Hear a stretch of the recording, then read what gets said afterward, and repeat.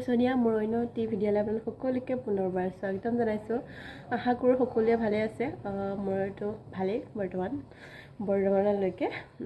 আজি মই ভাবিছোঁ এটা ৰেচিপি বনাম সো আপোনালোকৰ লগতো শ্বেয়াৰ কৰিম কেনে পায় আপোনালোকে কমেন্ট কৰি জনাব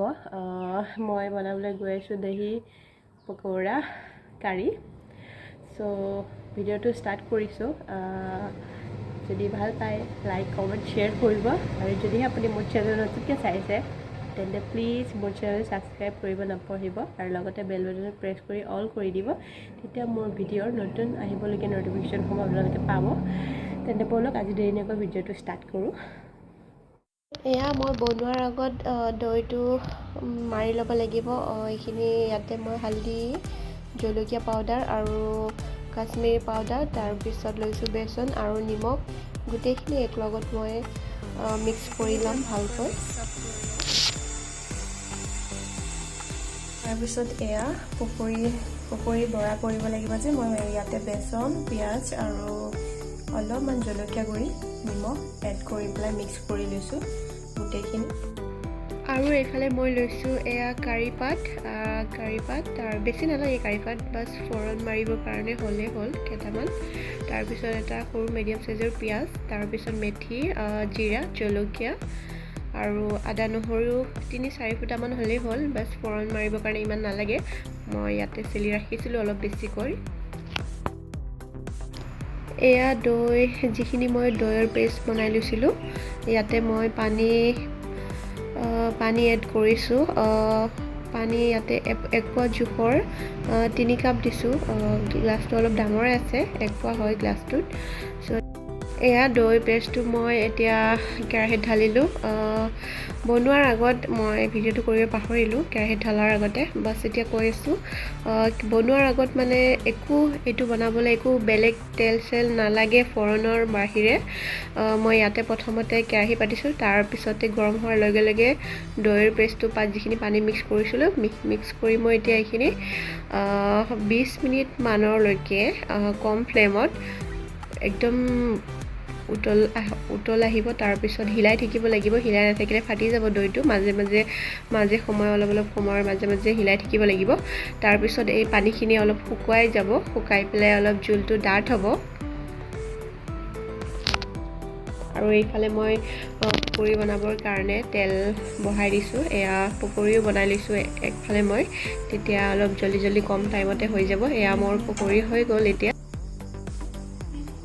এয়া 20 মিনিট মানৰ পাছত মোৰ জোলটো পুৰা শুকাইছে পানীখিনি শুকাই অলপ ডাঠ হৈ গৈছে তাৰপিছত এয়া লগতে মই ঢালিলোঁ পকৰিখিনি ঢালি দিছোঁ এইখিনি ঢলাৰ পিছত মই আৰু কম ফ্লেমত 5 মিনিট মানৰ কাৰণে ৰাখি দিম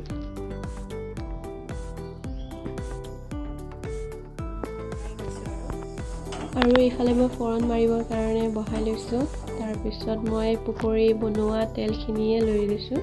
ইমান খুব বেছি তেলৰ দৰকাৰে নাই যিহেতু আৰু এইফালে মই লাষ্টত কেঁচা জলকীয়া 2-3টামান দি দিছোঁ এয়া ফৰণ মাৰিবৰ কাৰণে থালখনত যিখিনি গোটা মছলা মই আপোনালোকক দেখুৱাইছিলোঁ সেইখিনি মেথি গোটা জিৰা আৰু পিঁয়াজ আৰু মই ভিডিঅ' কৰোঁতে কি হ'ল ফৰণখিনিত প্ৰথমতে মই জলকীয়া দিব লাগিছিল কিন্তু জলকীয়াটো দিবলৈ পাহৰি গ'লোঁ কাৰণ ভিডিঅ' অকলে কৰি থকাত কষ্ট হয় আৰু ধ্যানটো একফালে গুচি যায় যিহেতু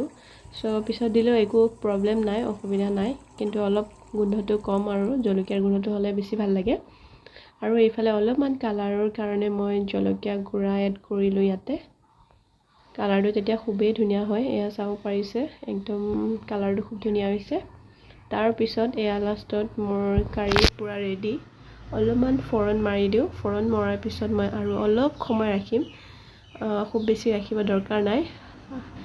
2-3 মিনিটে ৰাখিব লাগিব ফৰণ মৰাৰ পিছত ইমান সময় নালাগে যিহেতু মোৰ হৈয়ে গ'ল কাৰি গোটেইখিনি